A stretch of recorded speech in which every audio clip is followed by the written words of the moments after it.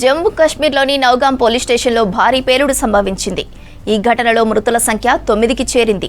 24 మంది పోలీసులు, మరో 3 పౌరులు గాయపడ్డారు.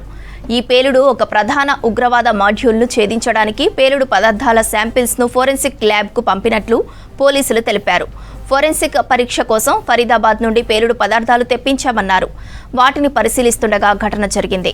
ప్రమాద స్థలాన్ని అధికారులతో కలిసి పరిశీలించారు సిఆర్పీఎఫ్ ఐజీ పవన్ కుమార్ శర్మ. ప్రమాదానికి గల వివరాలను అడిగి తెలుసుకున్నారు. ఈ ప్రమాదం ముందస్తు ప్రణాళికతో జరిగిందా లేదా ప్రమాదవశాత్తు జరిగిందా అనేది దర్యాప్తులో నిర్ధారిస్తామని పోలీసు అధికారులు తెలిపారు.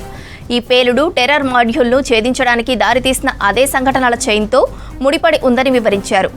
వైట్ కాలర్ మాడ్యూల్పై దర్యాప్తు సమయంలో స్వాధీనం చేసుకున్న క్షాలో ఇది భాగం. సీజ్ చేసిన పేలుడు పదార్థాలు కాశ్మీర్, హర్యానా, యూపీలో పనిచేస్తున్న జైషే మహమ్మద్, అన్సా ఘజ్వల్, ఉల్ హింద్తో సంబంధం ఉన్న వైట్ కాలర్ టెర్రర్ మాడ్యూల్తో బయటపెట్టినట్లు అధికారులు తెలిపారు. ఇటీవల హర్యానా, జమ్మూ కాశ్మీర్ పోలీసులు సంయుక్త ఆపరేషన్ నిర్వహించారు.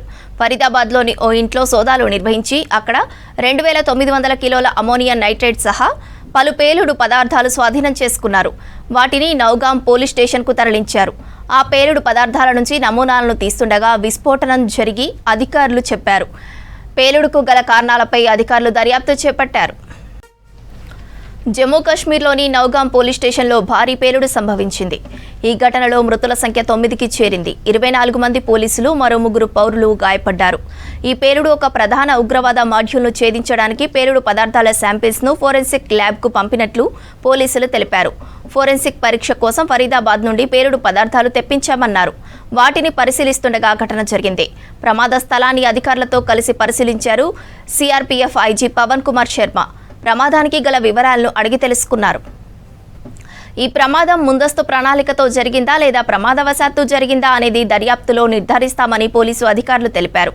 ఈ పేలుడు టెర్రర్ మాడ్యూల్ను ఛేదించడానికి దారితీసిన అదే సంఘటనల చైన్తో ముడిపడి ఉందని వివరించారు. వైట్ కాలర్ మాడ్యూల్పై దర్యాప్తు సమయంలో స్వాధీనం చేసుకున్న క్షాలో ఇది భాగం.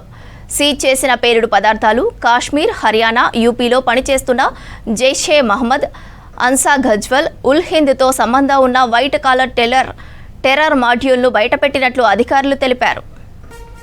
ఇటీవల హర్యానా, జమ్మూ కాశ్మీర్ పోలీసులు సంయుక్త ఆపరేషన్ నిర్వహించారు. ఫరీదాబాద్లోని ఓ ఇంట్లో సోదాలు నిర్వహించి అక్కడ 2900 కిలోల అమోనియం నైట్రేట్ సహా పలు పేలుడు పదార్థాలను స్వాధీనం చేసుకున్నారు. వాటిని నౌగాం పోలీస్ స్టేషన్కు తరలించారు.